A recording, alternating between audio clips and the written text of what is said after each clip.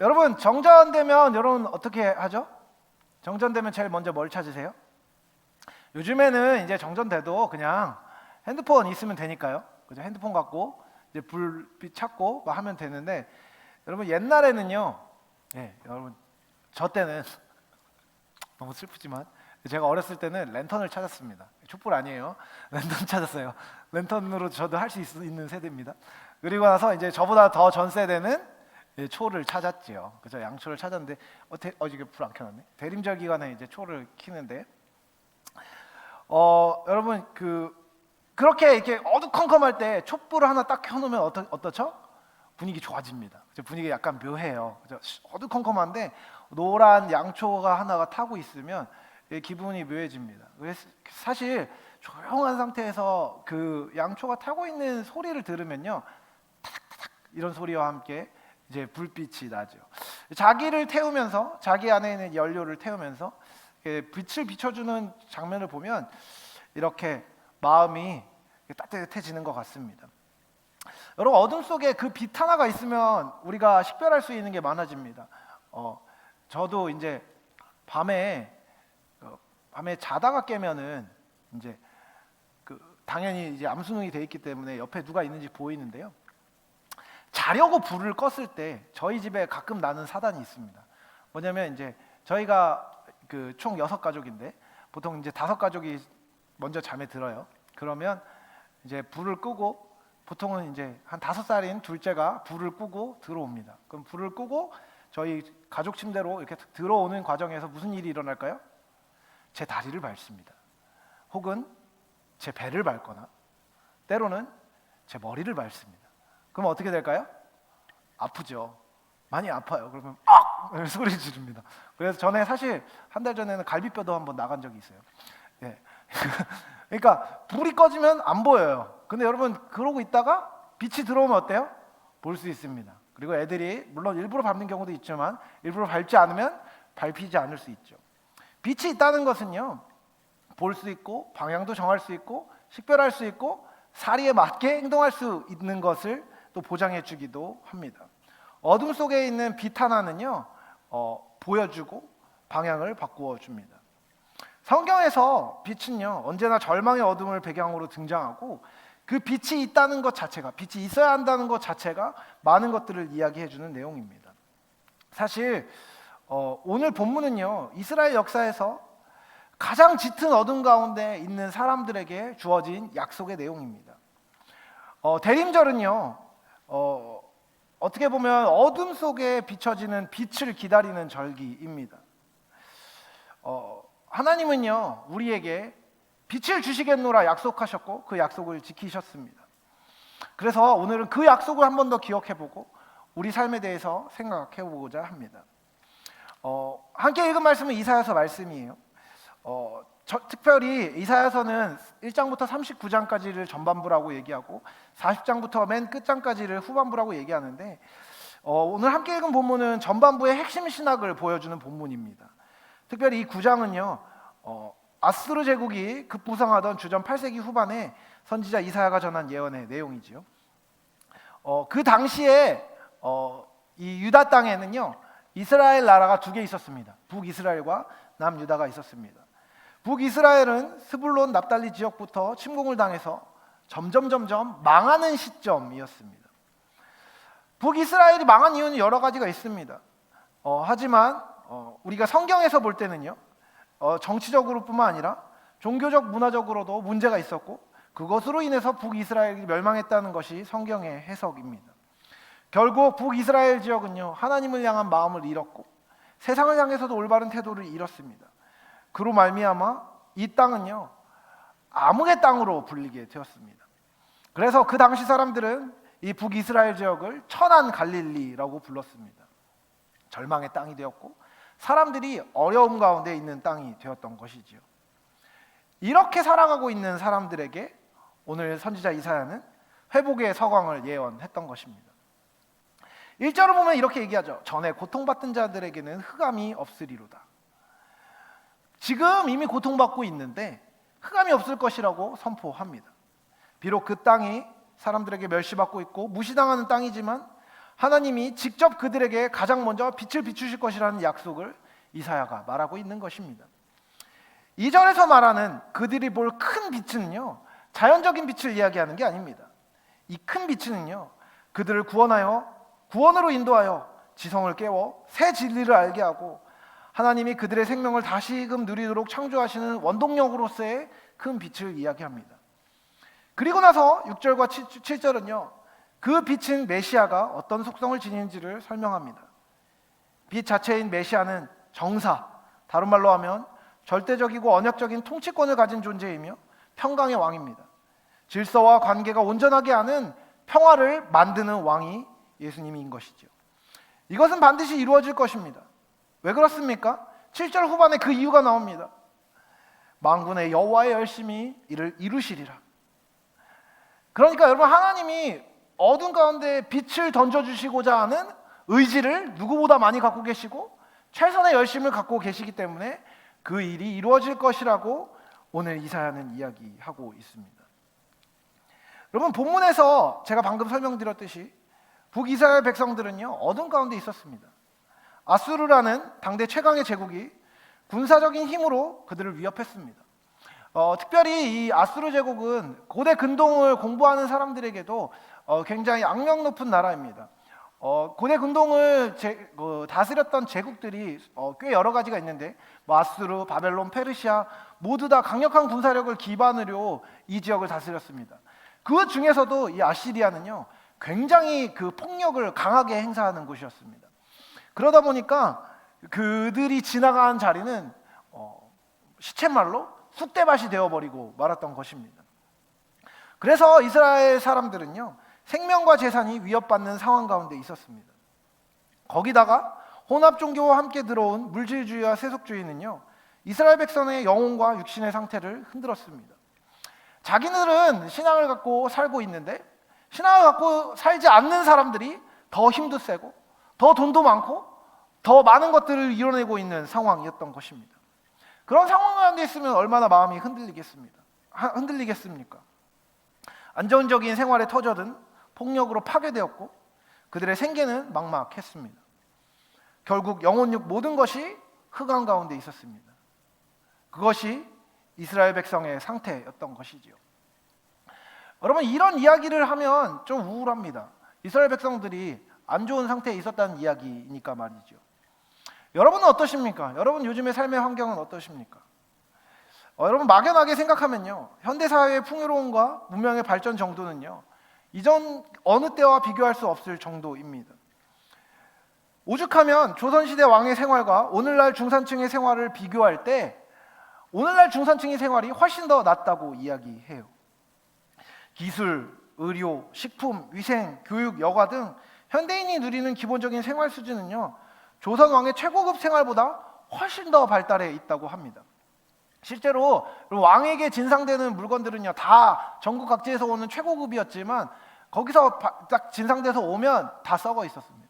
제대로 된 게 없었어요. 그 당시에는 냉장고도 없었고 에어컨도 없었습니다. 제대로 된 보관 기술이 없었어요. 어지간한 건 다 염장이었습니다. 그러니까 먹으면 다 짠 거죠. 그러니까 나트륨 과다로 많이 죽었죠.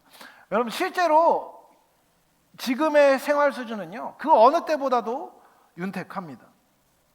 여러분, 그러니까 옆에 있는 사람 한번 보실래요? 옆에 있는 사람 한 번만 보실래요? 부탁 좀 드릴게요. 거기 있는 사람들이 지금 왕보다 잘 사는 사람들인 겁니다. 왕보다. 근데 어떠세요? 왕보다 나아 보이시나요?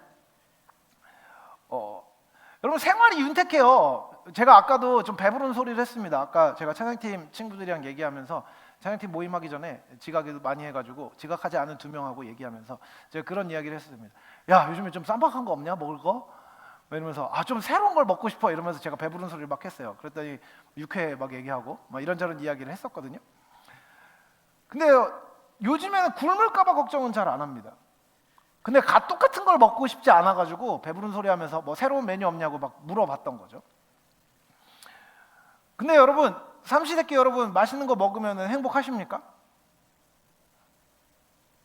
여러분 삶의 윤택함이 여러분의 삶의 모든 부분에서의 행복을 보장해주고 있나요? 흥미로운 것은 그 어느 때보다 부유한데도 불구하고 사람들은 그 어느 때보다 불행을 느낍니다. 여러분 요즘에 SNS 많이 발달했잖아요. 그렇죠? 인스타도 하고 뭐 스레드도 하고 뭐 이것저것 합니다. 뭐죠? 틱톡도 하나요? 저거 이것저것 다 하는데 여러분 사람들하고 연결될 수 있는 통로는 그 어느 때보다 많습니다. 근데 여러분 다른 사람들하고 연결돼 있다고 여러분 느껴지시나요? 놀랍게도 그 어느 때보다도 많은 연결 통로가 있습니다.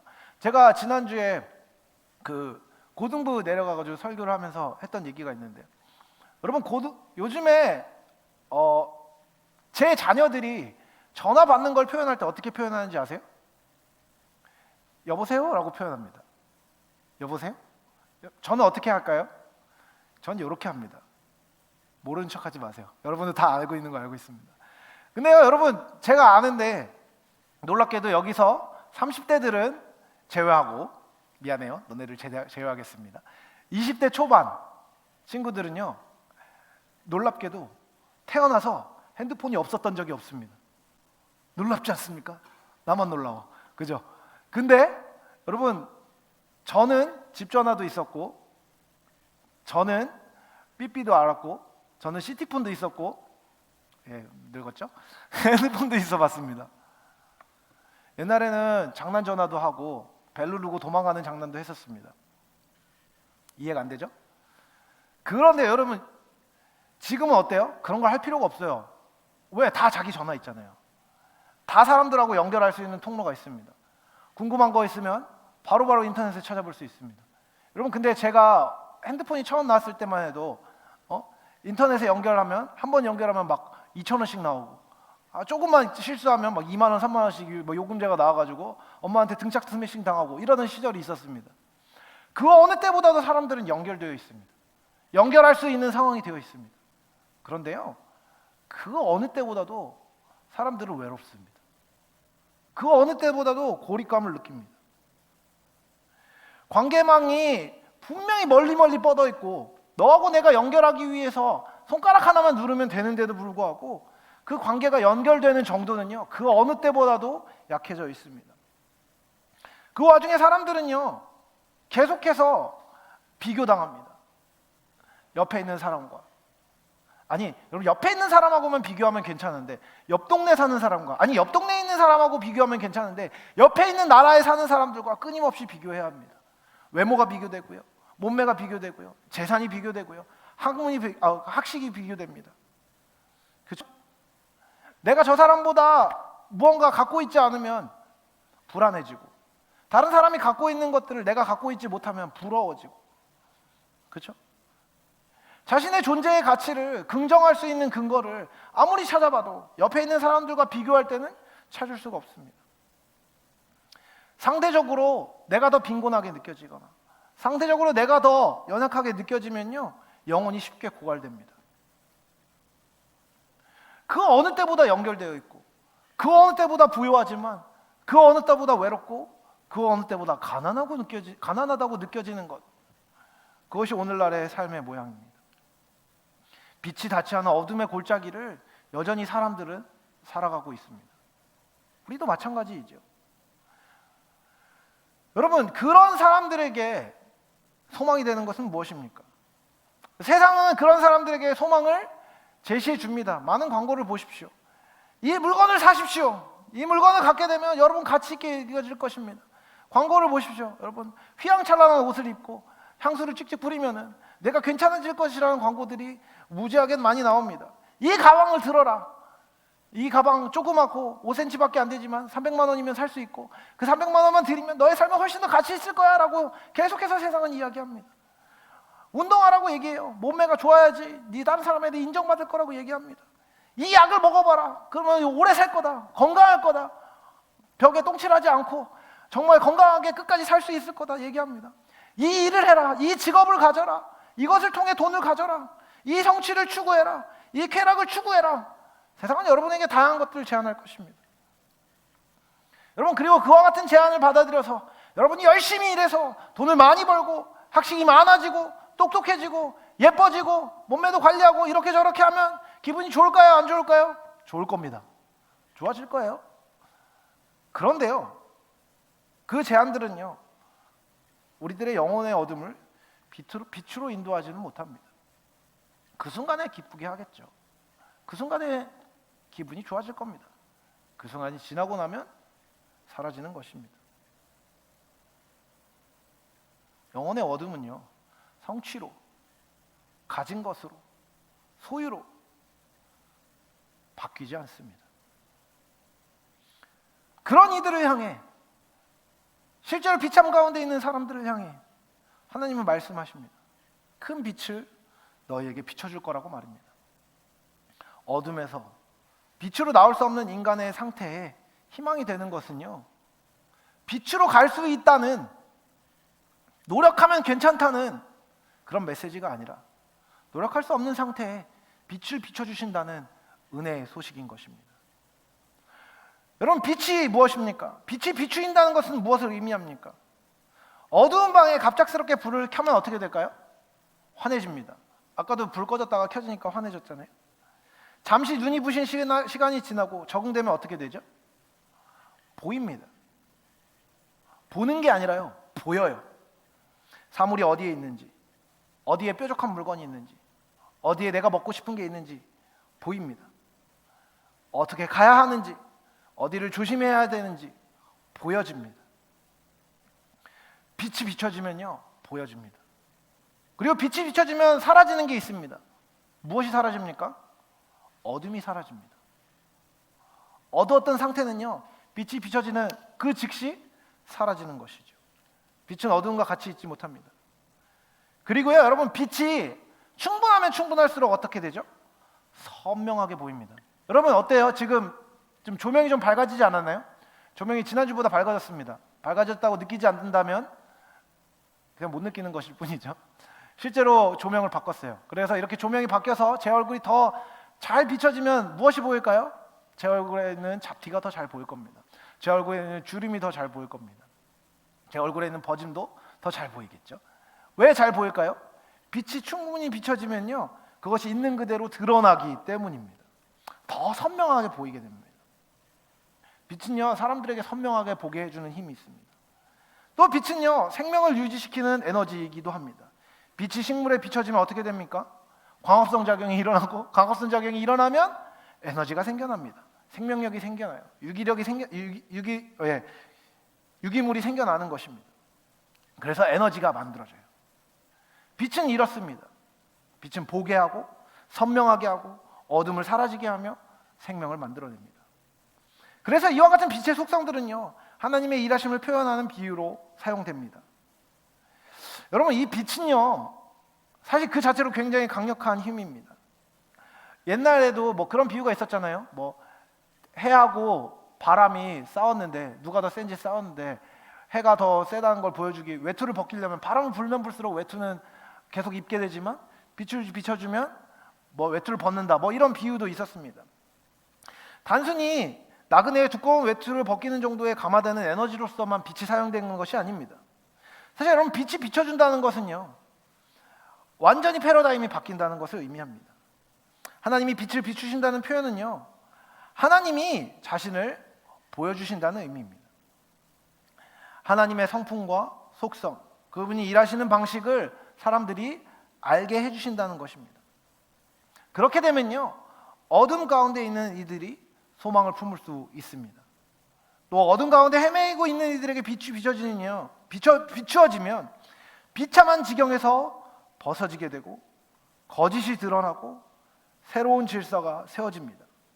그리고 하나님이 빛을 비추시면 죽었던 영혼이 살아납니다.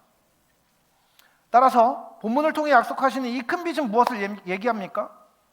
생명으로 어둠을 없애주시고, 진리를 드러내시고, 어둠을 몰아내고 새 질서를 세워주신다는 약속인 것입니다.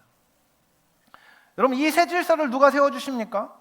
바로 대림절에 우리가 기다리는 그리스도 예수님입니다.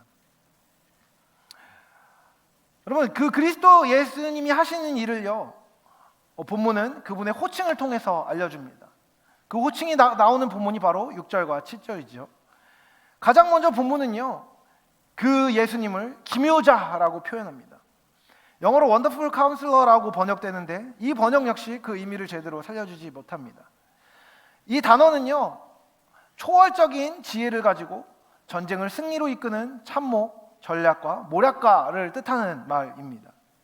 사실 고대 근동에서 왕의 굉장히 중요한 역할 중에 하나가 무엇이냐면 전쟁을 감당하는 것입니다. 백성을 대신해서 전쟁을 감당해주는 존재가 왕이었지요. 그래서 왕의 덕목은요, 육체적인 힘에 더하여 군대를 올바른 방식으로 기동하고 지휘하며 상대방의 전략을 간파하는 능력을 갖추는 것을 포함했습니다. 그리스도는 우리의 삶의 기묘자가 되십니다. 그래서 우리의 삶이라는 전투를 이기게 하실 수 있는, 우리를 기동하게 하시고 우리가 무엇을 할지에 대한 지혜를 주시는 기묘자, 상담자, 조언자가 되시는 것입니다. 여러분, 이것은 얼마나 소망이 되는 일입니까? 사실 목회자로 있으면서 성도들과 상담을 하거나 신방을 하게 될 때 막막한 이야기들을 많이 듣게 됩니다. 관계의 어려움, 진로의 어려움, 재정적인 어려움, 육신의 건강의 어려움을 막 들으면요, 제가 들으면서 이제 기도하면서 함께 기도해 줄 수 있는데, 제가 지혜를 갖고 있지 못한 영역들, 그리고 제가 힘을 갖고 있지 못한 영역들에 대해서 얘기를 들으면요, 사실 저는 해줄 얘기가 별로 없습니다. 그런데 놀랍게도 하나님은 그 모든 일 가운데도 지혜를 주시고 방향을 제시해 주시고 답을 알게 해 주실 수 있는 분이 되신다는 것입니다. 두 번째로 본문은요, 그분이 전능하신 하나님이라고 표현합니다. 아까도 얘기했지만 왕의 덕목은요, 육체적인 힘에 더하여 지혜를 갖는 것이라고 얘기했습니다. 그러니까 육체적인 힘이 필요하다는 것이죠. 이것은요, 전쟁의 영웅, 전쟁에서 공경에 처한 이를 단숨에 구해낼 수 있는 무력을 가진 존재를 뜻합니다. 빛이 어두움을 몰아내는 것처럼 문제를 단번에 완벽한 방식으로 제거하는 능력을 가진 분이 바로 예수님이라는 것입니다. 여러분, 우리 삶이 비참한 가운데 있는 것처럼 느껴지고 소망이 없는 것처럼 느껴질 때 그분은 놀라운 능력으로 개입하여 우리의 삶을 역전시킬 수 있는 분이십니다. 항상 주님이 우리의 삶을 역전시키지는 않습니다. 자연스러운 삶의 상황에서 어려움을 겪게 되기도 하고 좌절을 겪게 되기도 하고 낭망을 겪게 되기도 하며 비참 가운데 떨어지는 상황이 있을 때도 있습니다. 그런데요, 제가 삶을 살면서 알게 된 것은 무엇이냐면 하나님이 하시면 된다는 겁니다. 비참하고 어려운 지경이 어제까지 이어졌는데 하나님이 이를 딱 풀어주시니까 오늘 괜찮아지는 일들을 저는 수없이 많이 경험했습니다. 하나님께서 그 일을 하시는 분이라는 것들이 너무나 많은 계시의 빛을 통해서 우리에게 알려집니다. 그래서 우리는 그분을 빛으로 여기며 그분께 소망을 들 근거를 갖게 되는 것입니다. 세 번째로 본문은 그리스도를 영존하시는 아버지라고 표현합니다. 이것은 그분이 모든 보호와 돌봄, 생명의 근원이시라는 것입니다.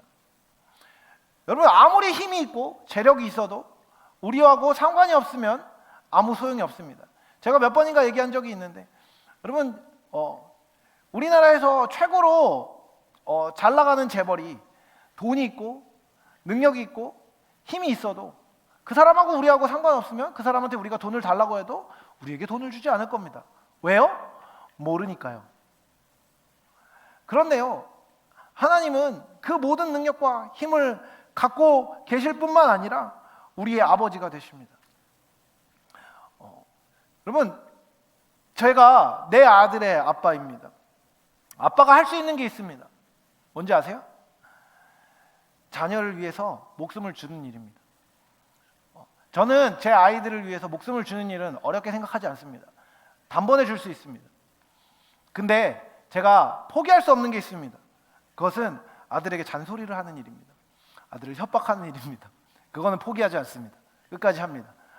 왜 그럴까요? 이 아이를 사랑하기 때문이죠.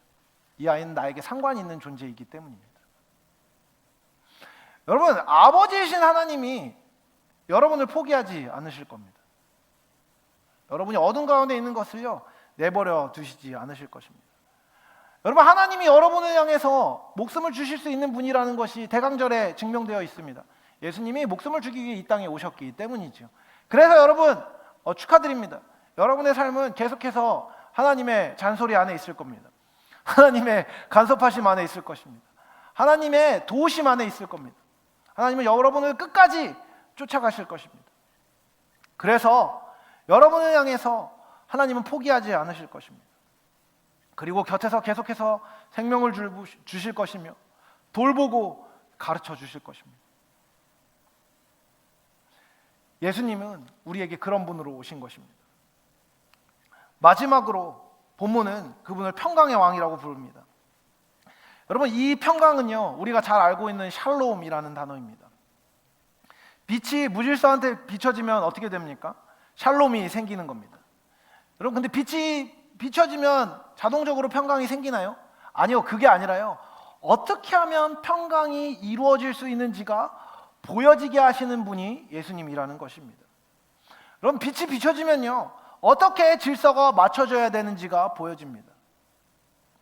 깨어진 관계, 깨어진 질서, 그 가운데 삶을 새롭게 세우시는 분으로서 그리스도가 일하신다는 것입니다. 이 네 칭호 모두 큰 빛의 다양한 형태를 보여주는 메시아의 정체성 전체입니다. 여러분, 우리는요, 여러분이 인지하고 있던 아니건 어둠 가운데 있었습니다. 우리는 모두 시궁창 같은 상태에 있었습니다. 그러나 예수님께서 우리를 찾아오셨고, 그래서 그분이 비춰지는 빛 가운데 우리가 있게 되었습니다. 우리가 그 빛을 선택한 게 아니라요, 그 빛이 우리에게 비춰 주었습니다. 그리고 그 빛은 우리에게 발견되었고, 우리는 그 빛을 누리는 성도의 삶을 살게 되었습니다. 여러분, 그리스도인은 어떻게 빛이신 그리스도를 누려야 할까요? 여러분, 여러분의 삶에, 아니 우리의 삶에는요, 수많은 어려움이 있습니다. 우울한 일들이 많이 생깁니다. 제가 알고 있습니다. 우리 공동체 안에도요, 우울증을 겪었던 지체들이 많이 있습니다. 그리고 또 제가 알고 있습니다. 우리 공동체 안에도요, 일이 잘 안 돼서요, 좌절하고 낭망하고 눈물을 흘렸던 지체들이 많이 있었고 지금도 있습니다. 지금도요, 하나님을 아는 지식 없이 방황하고 있고, 이 공동체에 있었지만 떠나간 지체들도 너무나 많이 있습니다.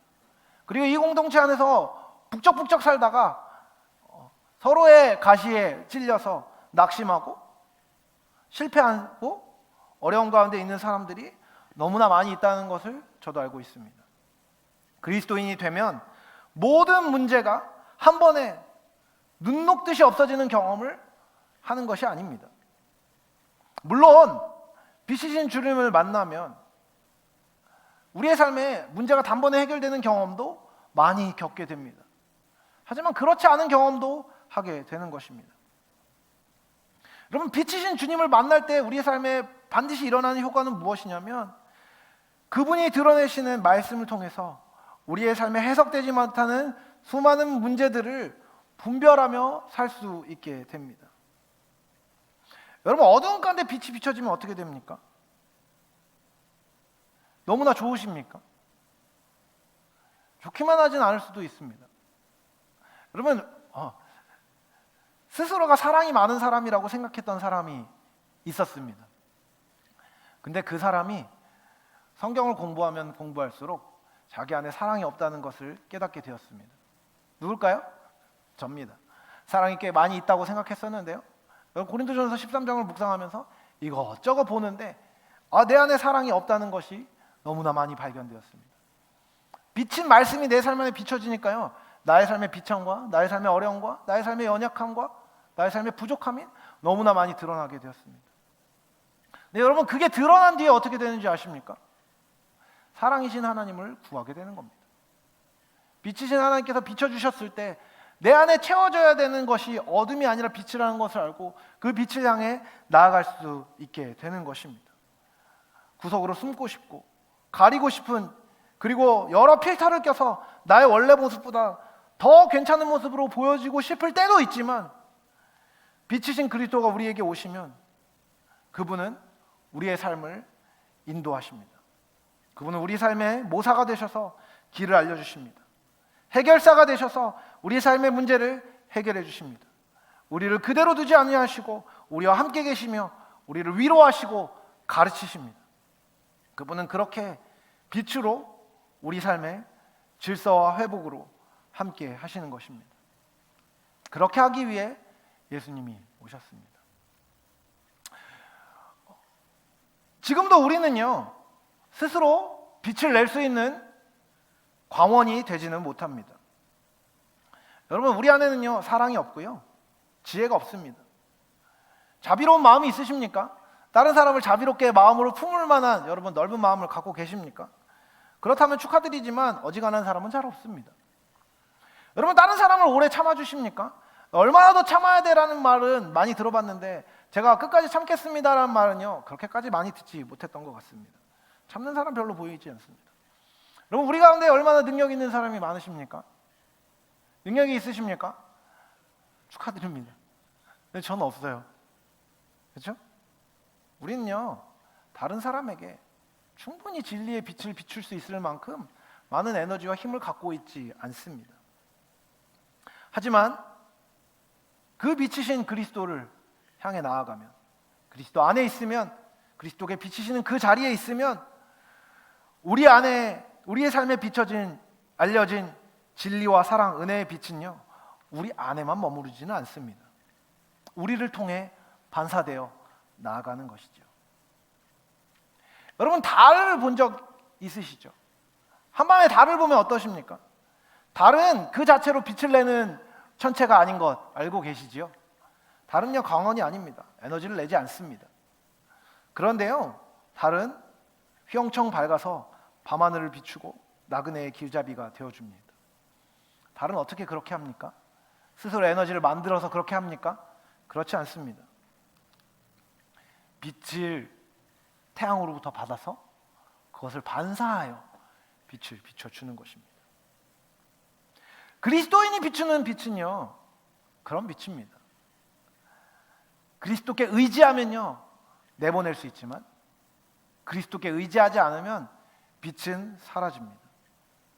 하지만 그리스도께 의지함으로 그 빛 가운데 있으면요, 그리스도인이 반사하는 그 작은 빛은요, 이웃들의 삶을 모두 담아내기에는 부족하지만 그들의 한 걸음을 비추며 함께 걸어가게 하는 데는 충분한 것이 될 수 있습니다.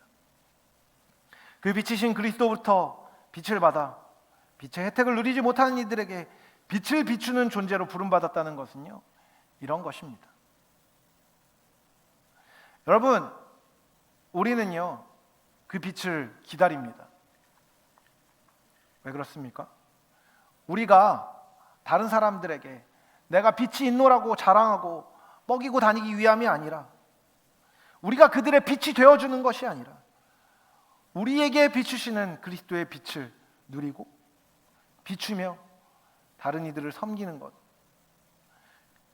그것을 위해 우리가 부름받았기 때문입니다. 그것이 그 빛이신 그리스도가 드러나는 방식이고 그 방식이 우리의 삶의 방식이 되어 있으며 되어져야 하는 것입니다. 우리 안에 없는 빛을 계속해서 끝없이 공급하여 주시기를 기다리며 그 빛을 소망하는 것, 그것이 예수를 기다리는 의미입니다. 말씀을 마무리하려고 합니다. 여러분, 예수님은요, 빛으로 이 땅에 오셨습니다. 그 빛은 우리 삶에서 어둠을 몰아내고 새 생명을 주십니다. 그러나 우리는 여전히 완전한 빛이 오지 않은 아직의 시대를 살고 있습니다. 대림절 기간은요, 이미 오신 예수님 그리고 아직 오지 않으신 예수님 사이에서 빛을 붙잡고 어둠을 견디는 성도의 자리를 보여줍니다. 성도는 빛을 기다릴 뿐 아니라 그리스도의 빛을 받은 자로서 세상 속에 작은 빛으로 살아가는 사람들인 것이죠. 여러분, 어둠이 깊을수록 빛은 더 선명합니다. 이 대림절 기간 빛 가운데 여러분을 좀 세워 보십시오. 여러분, 어떤 사람들입니까? 무엇을 하고 있습니까?